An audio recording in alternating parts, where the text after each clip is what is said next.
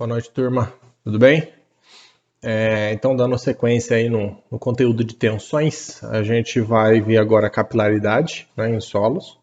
É um caso especial que a gente tem, né, de um caso particular ali envolvendo a água, fluxo de água através dos vazios do solo. Então, a gente viu nas últimas aulas as tensões devido ao peso próprio do solo, as tensões geostáticas.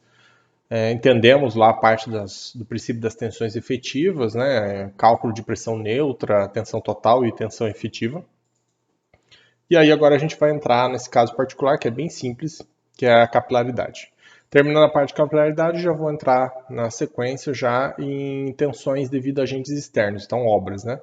Então já vou dar a parte inicial como é que funciona e um exemplo de cálculo ali de cada um dos acréscimos de tensões que eu posso ter, dos tipos, para aí já deixar a lista liberada de exercício para a turma, ok?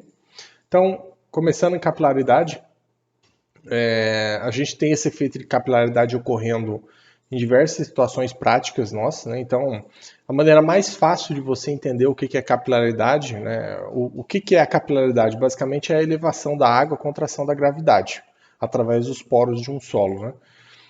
Mas o princípio, né, esse efeito de capilaridade, a gente consegue ver ele facilmente acontecendo quando você, por exemplo, pega um tubo, um canudinho, um diâmetro bem pequeno, e você mergulha ele, né, em água ali, você normalmente consegue verificar que dentro desse canudo, desse tubo capilar ali, há uma elevação com relação ao nível, né, de água ali, há uma elevação da água por dentro desse tubo capilar, né, apresentando uma diferença ali em altura.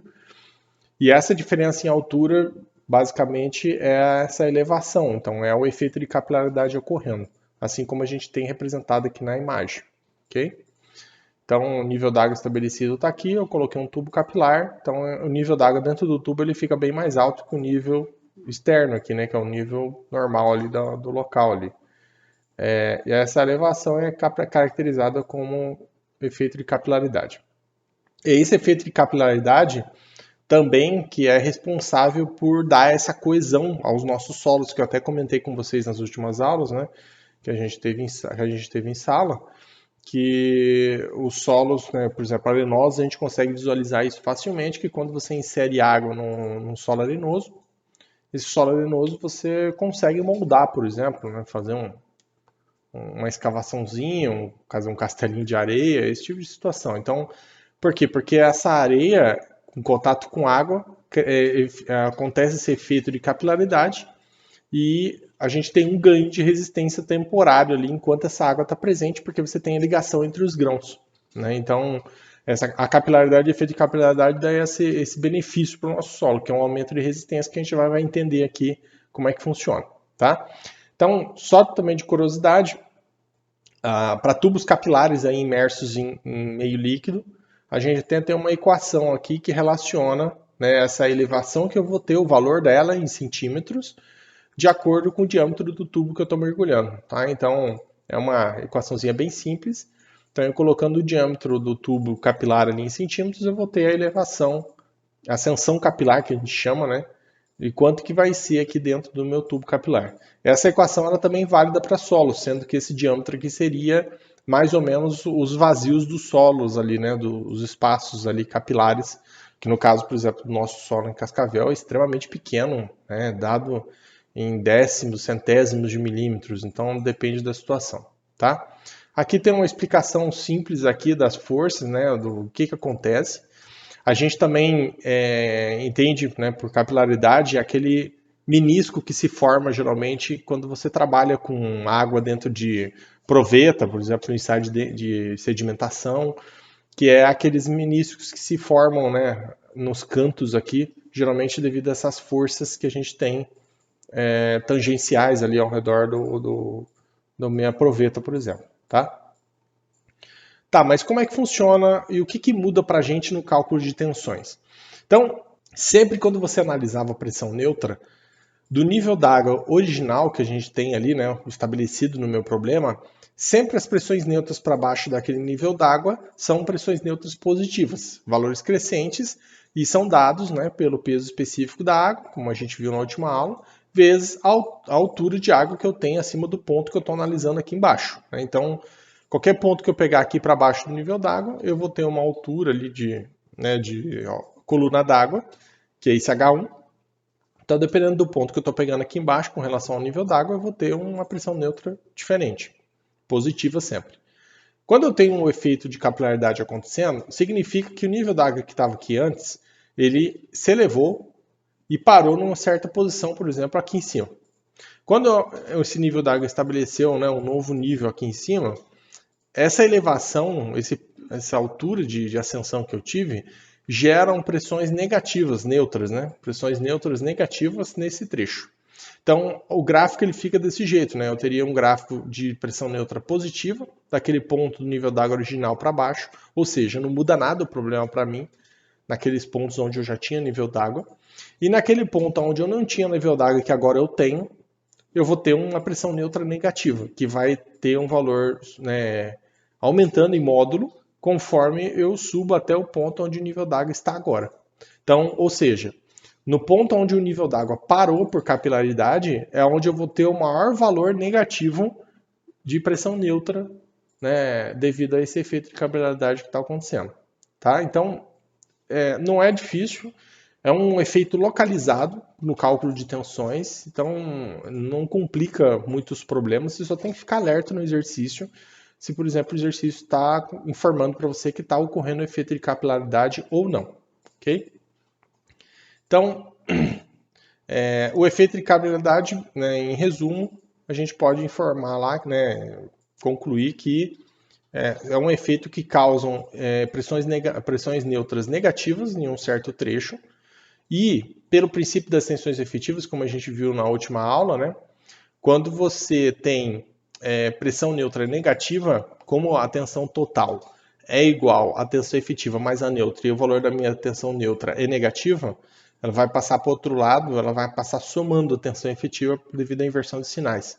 Então, a tensão efetiva, nesse caso, ela tem valor numericamente superior às tensões totais. Né? Então, vai ficar a tensão total mais pressão neutra igual à tensão efetiva. Então, a tensão efetiva numericamente vai ter um valor maior que a tensão total. E isso, o que significa para mim? Tá? Então, eu tenho um esqueminha aqui mostrando, né, conforme a gente comentou. Né? Então, ó, valores positivos, valores negativos. Esse trecho aqui é o trecho onde eu tive a ascensão capilar, né? Então, saturação devido à pressão neutra. Então, naquele trecho ali, o que vai acontecer? Ó, eu vou ter um acréscimo de tensão efetiva, que me indica que eu tenho um aumento de resistência do solo naquela camada. Então, naquela camada ali eu vou ter um aumento de resistência, que a gente consegue visualizar, por exemplo, em solos arenosos ali quando você umedece. Então, isso aí é a característica da coesão aparente, devido a essas ligações fracas ali por causa dessa água que está presente ali no meu solo. Tá? Então, basicamente a parte teórica é isso, não tem muito o que complicar. A gente só tem que ficar um pouquinho esperto na parte de cálculo. Tá? Então aqui tem um esqueminha aqui, né? Então o nível d'água original está aqui.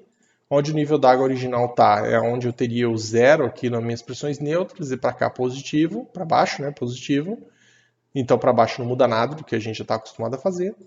Para cima eu tenho valores de pressões neutras, né, negativos, onde o valor máximo, né, onde acaba o meu gráfico de pressões neutras, seria onde o nível d'água está parando por capilaridade. Então o problema vai ter que te informar isso. Para cima desse ponto, né, onde eu não tenho mais nível d'água, vamos supor que uma área que eu tenho solo não saturado, nesse trecho aqui eu não tenho nada de pressão neutra. A pressão neutra permanece zero, assim como já era antes do efeito de capilaridade que a gente não tinha aprendido ainda. Então, bem tranquilo, bem simples aí para entender. Tá? Então, aqui tem um exercício como outros aí que a gente já fez né? Que a gente já tem na lista de exercícios, a gente fez na última aula. Então, eu tenho um perfil de solo, né? Onde eu tenho 7 metros de espessura de solo aqui, uma argila siltosa. Na sequência, eu tenho uma areia fina média, com 3 metros de espessura, sendo que 1 metro de espessura dela é solo não saturado, e 2 metros da espessura dessa areia fina é uma areia que encontra-se saturada. Depois eu tenho uma argila orgânica mole, né, com mais 8 metros de espessura, e por fim ali uma areia grossa com mais 4 metros de espessura. Tá, então vamos imaginar o seguinte, que numa situação igual a essa nesse perfil, o problema, o exercício informa para você que essa areia fina média ela teve saturação por capilaridade. E que essa saturação por capilaridade, né, então ocorreu essa elevação da água da cota -8 até a cota -7. Então eu tive 1 metro de ascensão capilar. O que isso vai acarretar para mim em cálculo de tensões? Tá? Então, o cálculo de tensões, assim como a gente viu na última aula, não vai mudar nada. Você vai calcular o peso específico natural dessa camada, porque ela não encontra-se saturada. Nessa parte aqui, antes do efeito de capilaridade, eu teria um γN aqui, teria um γSat aqui eu teria um γSat, solo saturado, e aqui também solo saturado. E eu calcularia as tensões normalmente até o ponto que o exercício quer que eu calcule. Né? Então, vamos imaginar que o exercício quer que eu calcule, por exemplo, as tensões no meio dessa camada de argila, né, orgânica mole. Então, aqui nesse ponto eu vou ter uma pressão neutra. Né? Pressão neutra aqui, como essa cota aqui é uma cota menos 14 até a cota -8, então eu tenho 6 metros de coluna d'água, né? 6 metros de coluna d'água, então vai dar 60 kPa de pressão neutra aqui no meio dessa camada de solo. Eu prevendo que vai ter um efeito de capilaridade acontecendo e que essa camada agora vai encontra-se toda saturada, né, porque o nível d'água vai parar aqui agora, o que vai mudar para mim? Se o exercício pedir para você calcular as tensões nesse mesmo ponto, não vai mudar nada. Por quê? Porque as pressões neutras, ó, eu coloquei até um gráfico aqui do lado para indicar, o gráfico sempre vai estar com a pressão neutra 0 no ponto onde o nível d'água era o nível d'água original. Daqui para baixo eu vou ter valores positivos e crescentes de pressões neutras, conforme eu analiso aqui o meu gráfico para baixo. Ou seja, não muda nada do que a gente está acostumado. Então, se o exercício te perguntar qual é a pressão neutra nova nessa mesma cota 14 aqui, vai ser os mesmos 60 kPa, apesar do nível d'água agora estar um pouco mais alto. Tá? Então, só tem que se atentar a isso. Sempre quando você está analisando pressões neutras para baixo do nível d'água original, você sempre usa o nível d'água original como referência, e não o nível d'água novo agora por capilaridade. Okay? Agora, se o exercício te perguntar qual é a pressão neutra, tensão total e tensão efetiva, por exemplo, na cota -7, aí já muda de figura. Por quê? Antes do efeito de capilaridade, a pressão neutra nessa cota -7 seria 0. Eu não tenho nível d'água acima desse ponto, então a pressão neutra é 0. Agora, com o efeito de capilaridade, o nível d'água ele vai estar posicionado bem em cima da cota -7. Então, olha o gráfico aqui do lado. Então, como a elevação do nível d'água ocorreu nesse 1 metro que subiu, eu vou ter nessa cota -7 o máximo valor de pressão neutra negativa que eu vou ter ali desse trecho de capilaridade. Então, aqui a pergunta, para você matar o problema, vai ser o quê? A pressão neutra nesse ponto vai ser 10, que é o peso específico da água, γW, né? Só que negativo, porque está no trecho de capilaridade para cima, está bem em cima do nível d'água ali onde está ocorrendo saturação por capilaridade, vezes a altura de ascensão capilar. Então, assim, a minha cota de análise é a cota -7. Então, para não ficar bem simples esse tipo de exercício, é só você perguntar o seguinte. Primeiro, eu estou dentro de um trecho de ascensão capilar? Sim, estou. Então, se você está dentro de um trecho de ascensão capilar, você se pergunta, desse ponto que eu estou analisando, quantos metros que a água se elevou do nível d'água original? Então, o nível d'água original estava na cota -8. O ponto meu de análise é o ponto -7. Então, essa água ela subiu 1 metro até chegar nesse ponto que eu estou analisando aqui. Então, vai ser 1 metro, só que daí negativo, porque eu estou vendo essa ascensão capilar, vezes 10, que é o peso específico da água. Então, vai ser menos 10 kPa, é a minha pressão neutra nesse ponto. A tensão total nesse ponto, vocês já estão já sabendo calcular, que é o peso específico dessa camada, o peso específico natural, que essa camada não está saturada, vezes os 7 metros de espessura. Então, a tensão total não muda nada para cálculo. Sempre vai ser a mesma coisa. Então, eu faria o valor da tensão total, ficaria igual a quê? Tensão total igual a tensão efetiva mais a neutra. Só que a neutra, nesse meu caso, ela tem um valor negativo, então menos 10. Como ela está menos 10, quando eu passo ela para o outro lado do igual para subtrair, né, teoricamente, o valor da tensão total ali, ela vai, no caso, somar. Então, se a tensão total inicial aqui era 60, vamos supor, sei lá, 6 metros vezes um peso específico qualquer aí de, vamos supor, 20, que seja, eu teria aí 6 vezes 20, 120, e aí eu teria mais 10 capeada a pressão neutra. Então eu teria uma tensão efetiva aqui nesse caso de 130. Ou seja, a tensão efetiva superior à tensão total, me indicando que o solo está tendo um ganho de resistência nesse trecho aqui. Ó. Então é essa parte que eu tenho que só entender.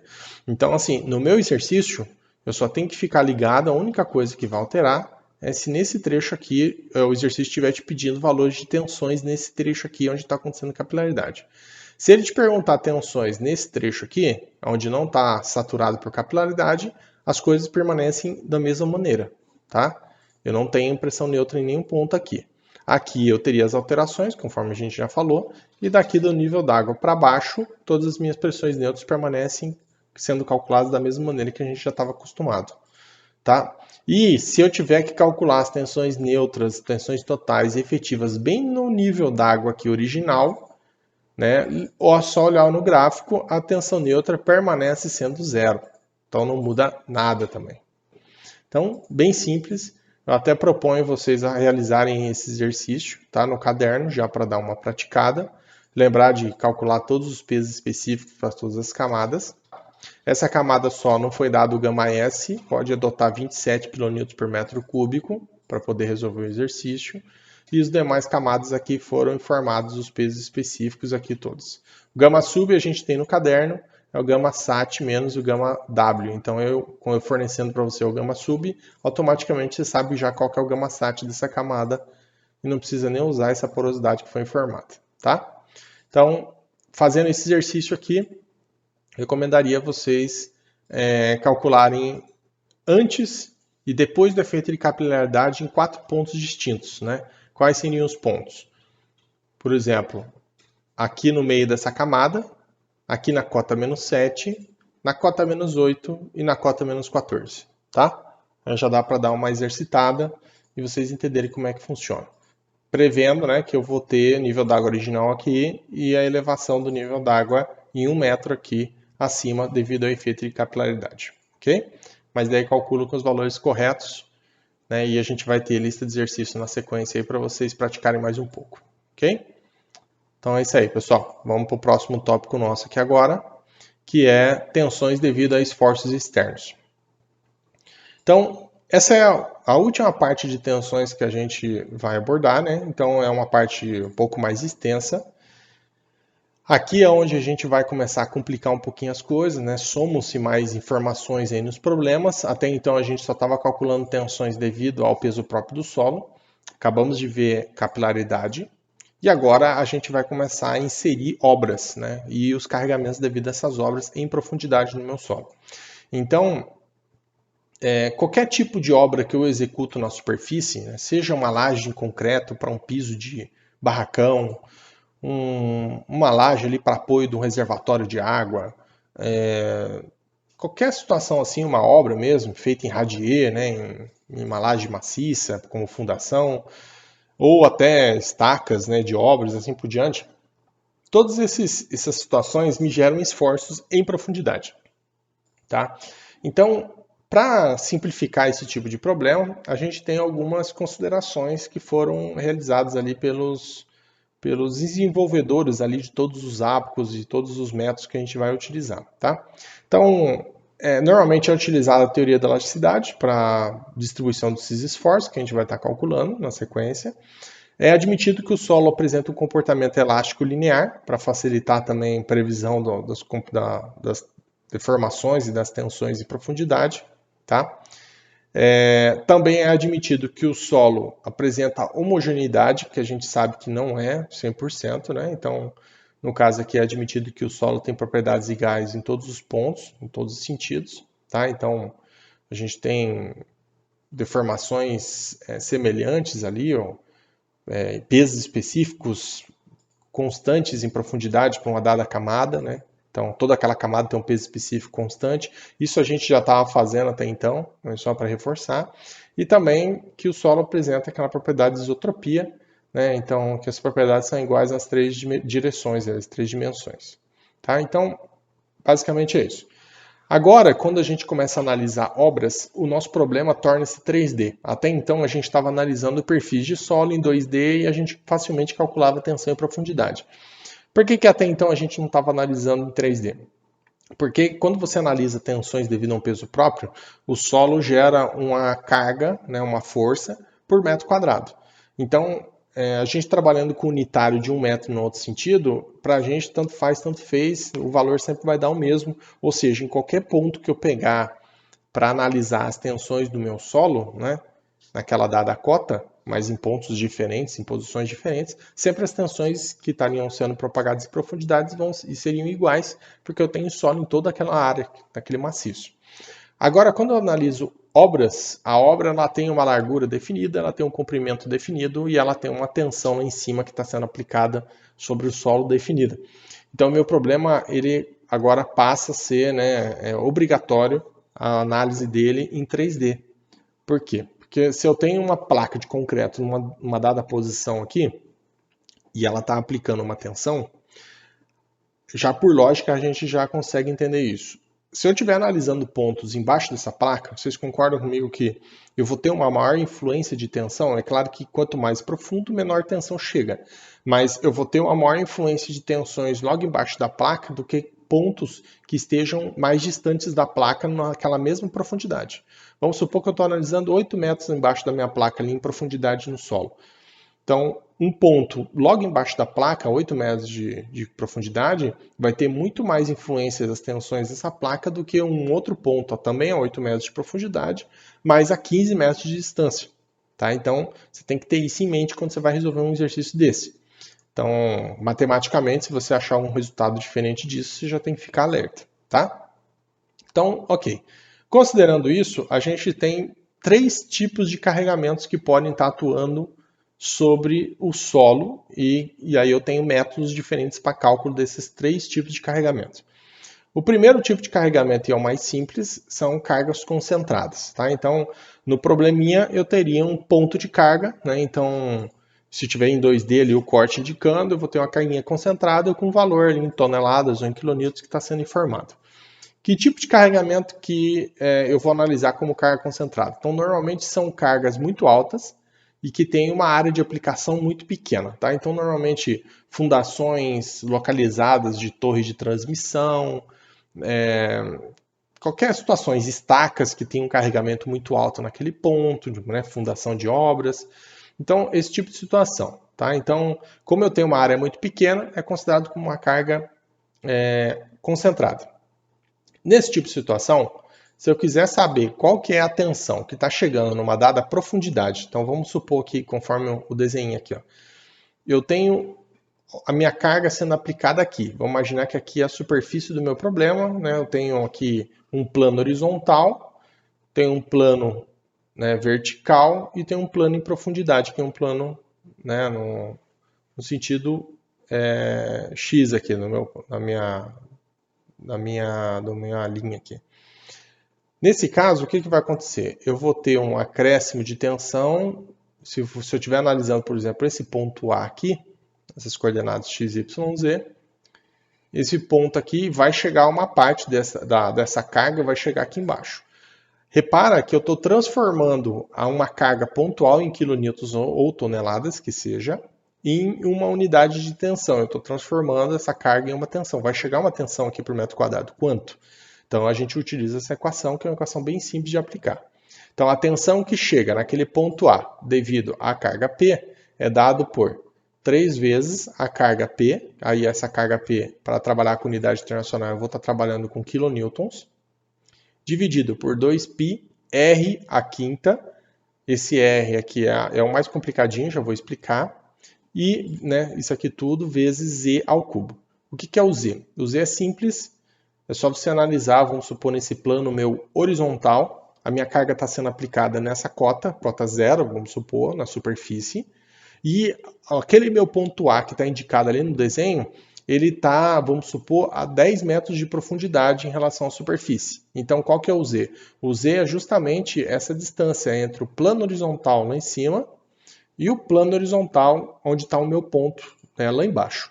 Então, o Z, se quiser escrever, basicamente é a distância entre os planos horizontais. O plano horizontal de aplicação da carga, onde está a carga P aplicada, e onde está o meu ponto de análise lá embaixo.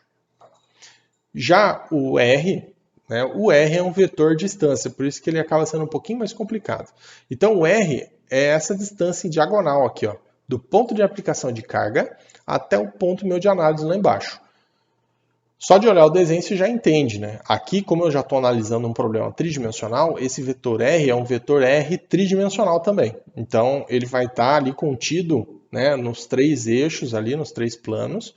Eu tenho que analisar certinho ele para não ter dor de cabeça. Então, nesse tipo de exercício, normalmente é dado uma plantinha baixa, mostrando aonde está a carga e aonde está o ponto meu de análise lá embaixo. E aí dá um segundo desenho mostrando o corte do meu problema, indicando aonde que está o carregamento e aonde que está o meu ponto de análise ali embaixo, ali com relação a esse ponto de aplicação de carga lá em cima. Para achar esse vetor R aqui em profundidade, normalmente, se esse ponto não estiver na mesma vertical, embaixo dessa ponto de aplicação de carga, meu P ali, provavelmente você vai ter que fazer 2 vezes Pitágoras para poder resolver o problema. Quanto às unidades, tanto o Z quanto o R, eu vou trabalhar com elas em metros, tá? Unidade internacional, e o P, reforçando aqui em quilonewtons. No final, essa unidade aqui, como é um acréscimo de tensão, a unidade de tensão, no caso, vai sair em quilonewtons por metro quadrado. Tá? Então, ou kPa, tá na mesma. Então a gente vai fazer alguns exercícios aqui indicando, né, mostrando como é que funciona, então não vai ter muita dor de cabeça quanto a isso. O segundo modo de eu trabalhar ali, né, com cargas seria com cargas distribuídas em formas de placas. No caso aqui, placas com áreas retangulares ou quadradas, tá? Então, se eu tiver uma situação de placa quadrada ou retangular, eu vou usar a solução, né, de Newmark, que é essa solução aqui, basicamente, né, eu tendo uma placa aplicada na superfície, apoiada, né, na superfície ali sobre o solo, com uma certa tensão sendo aplicada ali na superfície, e eu quero saber, por exemplo, qual é a tensão que chega num dado ponto lá embaixo em profundidade, eu vou ter que achar a solução através de ábaco. Eu não tenho equação numérica aqui para poder resolver o problema. A única equação que eu tenho é essa daqui. Então, o acréscimo de tensão que chega num certo ponto, lá embaixo, a uma certa cota, uma certa posição ali, vai ser a tensão superficial aplicada pela placa. Então, essa placa, o problema vai te informar, ela tem, vamos supor, uma dimensão de 5 por 10, 5 por 8, 5 por algum valor, ou 6 por alguma coisa, vai ter uma dimensão definida. E vai estar informado que sobre essa placa você tem uma carga de tantas toneladas, vamos supor, e aí fazendo a carga pela área você sabe qual é a tensão. Então esse sigma zero aqui é a tensão superficial aplicada pela placa no solo, então na superfície, ok? Vezes esse I. Esse I é um fator de influência determinado pelo ábaco de Newmark, tá? Então, com questão de unidade aqui é bem simples, né? Então eu estou achando um acréscimo de tensão, essa tensão vai ser em kPa, unidade internacional, então essa tensão superficial aqui da placa também tem que ser em kPa. O I não tem unidade, é um fator, ok? Então, para entrar no ábaco, eu preciso achar essas duas constantes da placa, um coeficiente M e um coeficiente N, tá? O que significa esses dois coeficientes? Então, o M é dado por A sobre Z e o N, B sobre Z. O que é o Z? O Z, assim como a gente tinha visto lá para cargas concentradas, é a diferença entre as duas cotas. A cota de aplicação de carga, onde está a minha placa apoiada, lá em cima, e a cota onde está o ponto meu de análise lá embaixo, em profundidade. Então, esse Z aqui é um valor, né, uma cota em metros ali, bem simples de definir no meu problema. No próprio corte ali, que vai estar apresentado para você o exercício, você consegue achar. O A e o B são as dimensões da minha placa, sendo que o A sempre é a maior dimensão da placa, independentemente de como essa placa está no meu no meu problema, então sempre vai ser a maior dimensão da placa, e o B sempre vai ser a menor dimensão da placa. Então, uma vez que você acha essas duas constantes da minha placa, o A e o B, você vai entrar nesse ábaco aqui, que é o ábaco de Newmark. Então, esse eixo X é os valores de N, e aqui no eixo Y eu tenho os valores de M. Então, cada curva eu tenho um valor de M, uma curva com o respectivo valor de M. Repara que aqui eu tenho o valor máximo de M de 3. Superiores a 3, eu vou trabalhar sempre na última curva, que é essa curva tendendo ao infinito, aí, curvas com valores de M bem grandes, tá? Como é que funciona, então, a entrada de dados aqui? Vamos supor que eu tenho um valor de N de 2. Então, está aqui o meu 2. Na sequência, o que acontece? Vamos supor que eu tenho um M de 0,7. Então, a minha curva do 0,7 está aqui em cima. Então, eu vou subir essa vertical até eu encontrar a curva do M07. Repara que eu vou encontrar a curva e não vou encontrar a reta que está saindo aqui, tá? Então eu sigo a curva aqui, ó. Então eu venho com ela, com a curva minha aqui, até, né? Então, como o meu N que está subindo já está aqui nessa linha, então eu paro o meu M aqui onde encontrei ele aqui, ó. Então vai ser um pouquinho para baixo da horizontal aqui. Se o meu N fosse, vamos supor, esse valor aqui de 0,2, então, eu teria que trazer o meu M07 até aqui embaixo, onde ele cruza com a vertical aqui do N02. E aí, onde encontrasse os dois, eu trago uma horizontal aqui para encontrar os valores dos coeficientes que encontram-se aqui na outra lateral. Aqui, ó, eu tendo um N de 2, subindo, encontrei o M07. Então, esse valor que eu encontrei aqui, que é esse pontinho que está aqui, ó, eu trago uma horizontal até na outra ponta e vou achar o meu valor. Nesse meu caso aqui, está dando aproximadamente, né, se aqui embaixo é 0,15, aqui é 0,16, deve estar dando mais ou menos 0,168. Repare que os valores do fator I, que são esses valores que estão aqui, eles estão saindo de 0 até 0,25. Por que ele sai de 0 a 0,25? Porque quando você trabalha com o ábaco de Newmark, a gente está basicamente dividindo o meu problema com relação àquela placa que eu estou analisando em 4 quadrantes. Né? Quadrante superior esquerdo, superior direito, inferior esquerdo e inferior direito. Então, o problema ele é dividido em 4 quadrantes e cada quadrante pode ter no máximo 25% da tensão total sendo propagado em profundidade, que no caso, somando ali, eu tenho 100% de carga sendo propagada em profundidade. Então, tudo vai depender de como que essa minha placa está localizada com relação ao meu ponto de análise. Aí as coisas começam a complicar um pouquinho. O que é o agente complicador aqui do meu problema? É que para que eu entre no ábaco aqui e pegue os valores dessa minha placa, obrigatoriamente a placa que eu estou pegando, tá? Ela tem que ter o ponto de análise contido na vertical que passa por um dos 4 extremos da minha placa, tá? Então, a minha placa, vamos supor, voltando aqui, ó, eu tenho essa placa aqui, ela é uma placa, vamos supor, retangular A por B. Eu tenho os 4 extremos dela aqui, ó, esse extremo, esse daqui e esse daqui. Então, para que eu consiga pegar os dados dessa placa e inserir no ábaco, obrigatoriamente um desses 4 pontos tem que ser o meu ponto de análise. Aí o meu ponto de análise vai estar em profundidade, mas tem que ser obrigatoriamente o meu ponto de análise. Se não for o meu ponto de análise, eu vou ter que fazer placas maiores, subtraindo de placas menores e achar várias vezes o fator de maneira que eu consiga definir o meu problema. Tá? Isso fica mais fácil explicando em situação de exercício. Então eu fiz um exemplo aqui bem simples para vocês entenderem. Então, eu tenho uma placa retangular 5 por 2,5. Essa minha placa tem 5 por 2,5 e tem 3 pontos aqui, ponto 1, 2 e 3. Então, é um exercício 3 e 1, tá? Ele quer saber qual é a influência das tensões que chegam dessa placa no ponto 1, qual que é as tensões que chegam dessa placa no ponto 2, quais são as tensões dessa placa que chegam no ponto 3. Nesse exercício, a gente não vai resolver ele numericamente, tá? É só para explicar como é que funciona a parte de ábaco, né? Mas o exercício teria que me fornecer o valor da tensão que essa placa está aplicando na superfície e as profundidades que cada um desses pontos aqui tá com relação a essa superfície onde essa minha placa está apoiada. Não é o caso aqui, tá? Então, eu estou fazendo nesse primeiro slide aqui 2 pontos que são os pontos mais fáceis. Sem sombra de dúvida, o ponto mais fácil é o ponto 2, tá? Por que o ponto 2 é o mais simples de ser feito? Porque o ponto 2 ele está em um dos cantos da placa grande já aqui, que é a placa de análise minha. Tá vendo que ele está bem no cantinho aqui, ó? Então ela tem 4 vértices. Está em um dos 4 vértices, então eu posso pegar as dimensões da placa diretamente, tá? Então aqui eu pegaria, né, como a gente viu aqui atrás, ó, o M é a menor dimensão sobre Z e o N é a maior dimensão sobre Z. Então o M seria com esse 2,5 sobre Z, menor dimensão, e o N seria com a maior dimensão sobre Z, daí eu teria que ter o Z. Eu precisaria saber se esse ponto aqui está quantos metros para baixo ali da superfície onde essa placa está apoiada. 10 metros, 11 metros, 8, não sei, tá?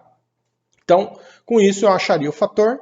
Com o fator e a tensão da placa, que o exercício teria que me fornecer, eu acho qual que é a tensão que está chegando lá embaixo e acabou o meu problema. Então, o ponto 2 é o mais simples. Quando você vai para o ponto 3, aí você já começa a perceber que a situação acaba sendo um pouquinho mais complicada. Se eu pegar as dimensões da placa já direto com relação ao ponto 3, não vai dar certo. Por quê? O ponto 3 está em um dos 4 cantos da placa? Não. Tá? Então, eu sou obrigado a fazer o que nesse caso? Sempre quando acontecer uma situação dessa, você é obrigado a pegar uma placa maior saindo desse ponto aqui. Então, é como se eu tivesse uma placa virtual aqui, ó, saindo desse ponto, vindo até aqui na ponta, fechando essa placa inteira. Então, a minha placa vai ser uma placa de 6,5 metros, que é o 5, mais 1,5 metro aqui, tá? 6,5 metros, pelos mesmos 2,5 metros de altura aqui dessa minha placa. Tá? Então eu estou pegando uma placa maior. E eu vou achar o fator dela normalmente. Então o M eu vou fazer lá 2,5 sobre Z e o N 6,5 sobre Z. Eu teria que ter o Z aqui desse ponto aqui em profundidade. Nesse caso, a gente, né, repara que a placa grande que eu peguei está certinho. Ó. O meu ponto de análise está contido em um dos vértices da placa. Fechou. Só que o que acontece? Vocês estão vendo que eu estou pegando uma placa aqui, uma parte da placa que não me interessa, que é essa parte aqui, porque não existe obra aqui nessa parte. Então, o que eu tenho que fazer na sequência? Tem que subtrair essa parte aqui, tá? Então, aí como é que faz? Menos uma segunda placa, e aí vai ser uma placa de quanto? De 1,5 metro pelos mesmos 2,5 metros aqui que eu tinha de altura, tá? E aí eu vou ter que fazer novamente a entrada no ábaco só com essa placa separada para poder pegar o fator dela. Então eu vou ter um fator dessa placa e vou ter um fator dessa placa. Após a definição dos dois fatores, eu faço um fator menos o outro e eu vou ter o fator final, que é o fator que eu uso para cálculo. Ok? Então acaba sendo meio chatinho esse negócio. Esse exercício ainda é simples, tem alguns que complicam bem mais, tá? Repara que o ponto meu de análise também está contido em um dos 4 vértices da placa, tá? Se não tivesse, estaria errado. Então, a minha dica é sempre faz o desenho de onde o ponto seu de análise está com relação a essa placa que você está analisando. Se não tiver nenhum dos 4 pontos, está errado. Agora vocês querem ver como é que pode complicar um pouquinho mais isso? É você pegar o ponto 1, tá? Se eu pegar o ponto 1, o que vai acontecer? Eu não posso pegar a placa inteira, porque se eu pegar a placa inteira, nenhum dos 4 cantos da placa é o meu ponto de análise. Meu ponto de análise está contido bem no meio da placa lá, não exatamente no meio, mas no meio dela. Ok? Então, nesse tipo de situação aqui, eu sou obrigado a fazer o quê? A dica é dividir sobre esse ponto aqui 4 quadrantes. Ok?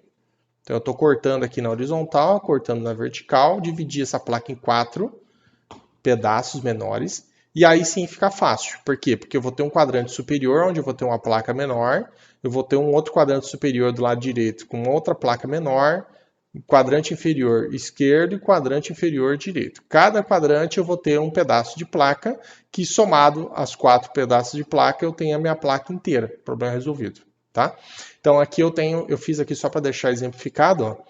Por exemplo, quadrante superior esquerdo aqui, eu tenho uma placa como aqui está indicado que é 1 metro, então eu tenho 1,5 metro de altura por 3 de comprimento, porque é 5, né? Menos 2 desse lado aqui, sobram 3 aqui. Repara que o meu ponto de análise está certinho no canto, no vértice da placa aqui. Ó. Já o ponto 1, com relação ao lado direito aqui superior, eu vou ter 2 metros por 1,5 metro. Vou ter o fator de cada uma delas, eu teria que entrar no ábaco com esses dados, ábaco com esses dados, aí aqui é a mesma coisa, inferior esquerdo, e inferior direito, tá? cada uma das suas placas tem suas dimensões. Repara que eu vou ter que pegar todas elas individualmente, porque cada uma tem um fator diferente. Nesse caso, só essas duas que vão ter fatores iguais, porque as dimensões das placas são idênticas. Tá? Então aqui eu vou ter dois fatores idênticos, eu posso entrar uma vez só e o outro eu já tenho já. Só tomar cuidado, né, que aqui eu tenho que analisar qual que é a minha operação. As 4 placas são somadas? São. Então é só pegar esse fator, somar com esse, somar com esse, somar com esse. E o final é o somatório de todos os fatores. E aí eu pego esse fator final, I, que eu achei, e multiplico pela tensão superficial dessa placa aqui. Tá?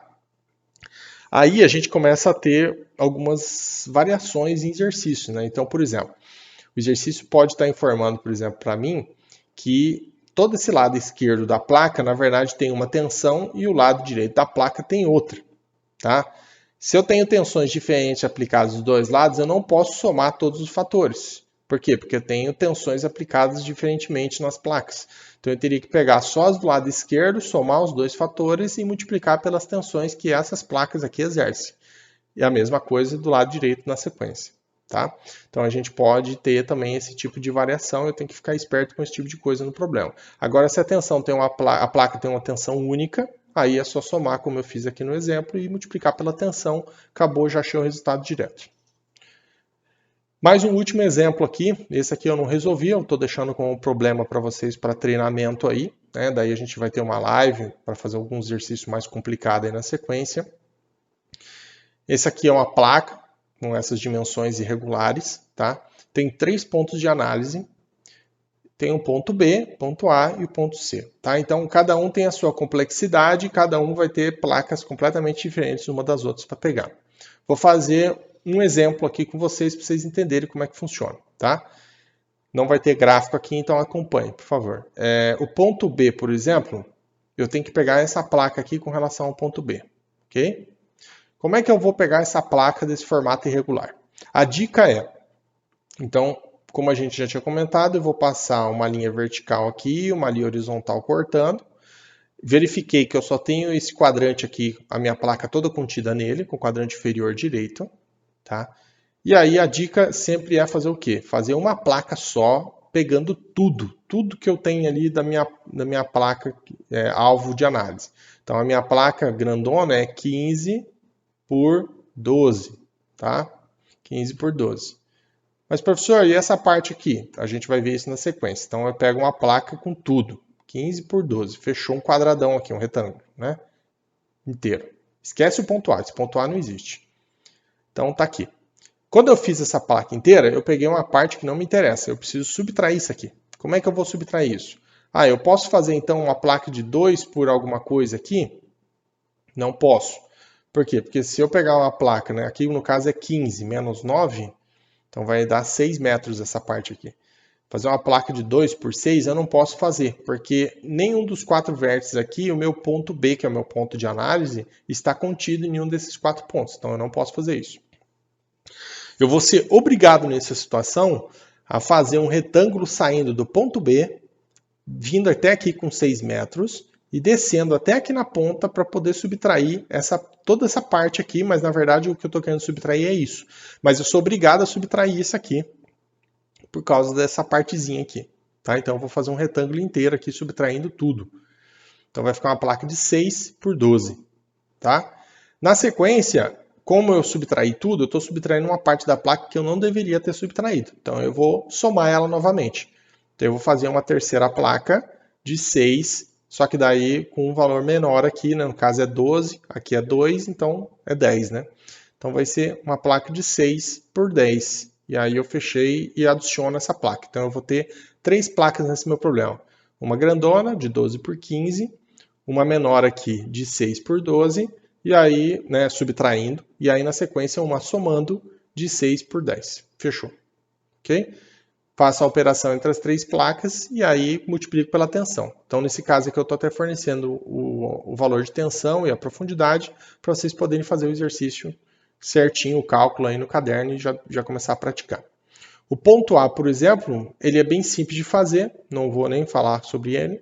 O ponto C, vamos supor aqui como é que vai ser, mesmo critério, né? Passo uma linha vertical, passo uma horizontal, verifiquei que toda a minha placa está contida no quadrante superior direito, como, né, um macete, pego sempre a placa inteira, então saio daqui do ponto C e pego tudo. Eu não posso pegar, por exemplo, a placa só aqui em cima, porque nenhum dos 4 pontos aqui é o meu ponto C. Esquece o ponto A e o B, não existe agora. Então eu vou ter que vir com a placa daqui de baixo até lá em cima, então vai ser uma placa de 22 por 15.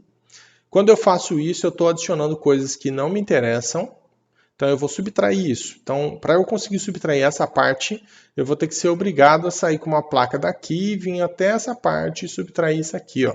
Eu não posso vir com ela até aqui e subtrair isso, porque senão eu estou subtraindo essa parte que não poderia subtrair. Então eu só vou subtrair até aqui, ó. Tá? Então vai ser uma placa, como aqui total é 12, então menos 2, então vai ser uma placa de 10. 10 por 15, tá? Eu subtraí essa parte. Mas, professor, ainda ficou uma parte ainda sem subtrair, que é essa parte. Sim, ficou. Então, o que eu vou fazer? Eu vou vir com outro retângulo daqui até aqui, 12 metros, por 6, e vou subtrair todo esse retângulo aqui, ó, tá?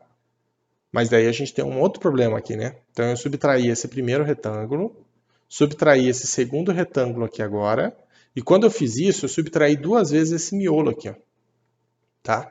Então eu vou ter que colocar ele de novo uma vez, porque senão eu vou estar subtraindo 2 vezes aqui a influência dele. Então aí novamente eu vou ter que adicionar um quarto retângulo aqui agora, né? Considerando o grandão que eu tinha pego inicialmente.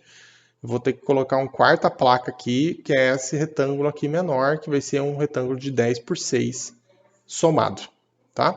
Com isso, eu somei e fechei a minha conta. Então, a minha solução se dá por 4 placas no ponto C, cada placa com seu fator. Só tomar cuidado com as operações de mais e menos ali entre uma e outra, para não confundir, tá? Recomendo sempre ir fazendo os desenhinhos e aí achando os fatores um por um, depois com calma, tá? Então, fica esse exercício para vocês fazerem em casa, calculado aí, para a próxima aula. Aí a gente tem o terceiro e último esse tipo de carregamento, que são placas circulares. Aí a solução é pelo ábaco de Love, tá? Então são cargas distribuídas a partir de áreas circulares, ok? Então eu tenho 2 maneiras de solucionar isso aqui. Eu posso solucionar por ábaco ou através de uma equação. Pelo ábaco eu posso utilizar para qualquer situação de placa circular, e pela fórmula eu só posso utilizar em uma situação específica, quando o meu ponto de análise está passando pela vertical no centro da área circular, tá? Então, olhando o meu círculo, né? Imagina que você está olhando o meu círculo aqui, o meu ponto de análise está contido bem no centro desse círculo, lá embaixo em profundidade, ó, bem no centro do círculo em profundidade. Então, se eu não tiver essa situação sendo atendida, essa equação não pode ser utilizada. Então, aí eu sou obrigado a usar o ábaco. Dica: como o ábaco pode ser utilizado em todas as situações, às vezes é melhor você nem se preocupar com a equação e aprender bem com o ábaco e utilizar sempre o ábaco, que é bem simples, tá? Então aqui pela equação, a equação é essa daqui. Então o acréscimo de tensão em uma dada profundidade devido àquela placa circular é dado por o P. Aqui nesse caso aqui, esse P é o mesmo sigma zero que está aqui, ó, tá? Seria a carga que a placa circular está exercendo na superfície, ok? Então é um valor de tensão em kPa, e essa tensão aqui, a unidade dela é que dá essa unidade aqui também, kPa, vezes abriu chaves, né? 1 menos, abriu colchetes, 1 dividido por 1 mais R sobre Z ao quadrado. Tudo isso aqui é elevado a 3 meios. O que é o R? O R é o raio da placa em metros, raio, tá? Então é esse Rão aqui. E o Z é a mesma definição dos anteriores, é a distância, né, onde a minha placa está apoiada, diferença entre o plano horizontal onde a placa está apoiada e o plano horizontal onde o meu ponto de análise está contido lá embaixo. Então é essa a diferença entre cotas, tá? Bem simples. Apliquei a equação, só tomar cuidado com esse P, que a gente vai ver alguns casos particulares aí nas próximas aulas, e aí a gente vai achar o acréscimo de tensão lá embaixo em kPa. A solução em ábaco, a gente usa o ábaco de Love, que é esse daqui. O ábaco de Love eu utilizo 2 constantes, x sobre r e aqui é z sobre r. Tá? Então, aqui o z sobre r é bem simples de definir, né? Então é z, é esse valor aqui que eu já tenho, e o r é o raio do círculo que eu estou analisando. Então essa constante é bem simples, tá? Na placa circular, graças a Deus, a gente não tem aquele mesmo problema da placa quadrada. Então, eu posso pegar a placa circular e analisar ela para qualquer ponto e profundidade, sem ter que ficar separando em quadrante, nem nada disso, tá? Então, aí eu tenho um item novo aqui, que é o X. O que é o X? O X, olhando o meu tanque aqui, a minha placa circular que eu tenho aqui analisando, é a distância nesse mesmo plano horizontal aqui na superfície, do centro do círculo até o ponto meu de análise, né? Então, meu ponto de análise ele pode estar em qualquer sentido aqui, em linha reta, tá? Então, em diagonal, direto até o ponto. É a menor distância entre o centro do círculo e o meu ponto de análise, mas no mesmo plano horizontal. Então, não é em profundidade, tá? Igual, por exemplo, aquela carga pontual que a gente viu anteriormente. Então, nesse caso aqui, é no mesmo plano horizontal. Eu achando o x, eu divido ele pelo valor do R e eu já vou ter o ponto. Então, aqui é simplesmente ligar os pontos aqui, ó. Então, vamos imaginar que o meu x sobre R deu 1,4, que é esse valor aqui, que aqui é 1, né? 1,2, 1,4, 1,6, 1,8, 2, tá? Então, o meu x sobre R deu exatos 1,4, para facilitar. Vamos imaginar que o meu z sobre R deu esse valor aqui, ó. Deu um valor de 2,4. Então, aqui eu tenho 1, 2, 2,2, 2,4, tá? Se reparar, são sempre 5 quadrados aqui entre uma escala cheia e outra. Então, sempre os intervalos são de 0,2 em 0,2. Então, 2,04 aqui, aqui 1,4, né, ligando os pontos aqui, eu vou ter um ponto bem nessa posição aqui, ó, tá? Com esse ponto definido, o que acontece? É só olhar as curvas que eu tenho mais próximas. Uma curva acima e uma curva abaixo. A curva abaixo, o valor dela é 0,15. A curva acima, o valor dela é 0,10, tá? Então, é só você ver. Esse meu ponto, ele está exatamente no centro entre as duas curvas? É como se eu tivesse uma curva imaginária entre as duas, exatamente no meio? Se a resposta for sim, então é o valor intermediário entre as duas curvas. Então, no caso aqui, daria 0,125. Se o valor estiver puxando um pouquinho mais próximo de uma curva ou de outra, é só você ver mais ou menos aqui na escala o que estaria dando aqui de valor. Então, é só você reparar sempre e pegar as curvas mais próximas. Se o seu ponto cair em alguma área externa aqui, ó, que é a última curva, né, 0,05, significa que o meu valor é extremamente baixo, menor que 0,05. Você pode adotar algum valor aí inferior a 0,05, 0,03, 0,02, alguma coisa assim, para calcular. Então, eu achando esse fator aqui, ele já é esse I aqui, ó, que é o correspondente ao ábaco de placas retangulares. Aí eu multiplico pela tensão que essa placa está exercendo na superfície e eu já tenho a resposta do exercício ali de quanto que está chegando lá embaixo de tensão devido a essa placa, ok? Pessoal, então, aqui eu encerro a aula, tá? Então, tem a lista 4, que é só sobre acréscimos de tensões devido a diversos tipos de carregamentos. Alguns exercícios são mais simples, alguns são bem mais complicados. Já vou solicitar de antemão para vocês já começarem a fazer essa lista para gerar as dúvidas e vir tirar as dúvidas com a gente nas próximas aulas. A próxima aula provavelmente vai ser live na semana que vem, já de exercício, alguns exercícios que a gente vai fazer junto. Eu recomendo já começarem a fazer os exercícios e qualquer dúvida a gente está à disposição via e-mail, ok? Muito obrigado, um ótimo final de semana, bom descanso a todos. Tchau, tchau.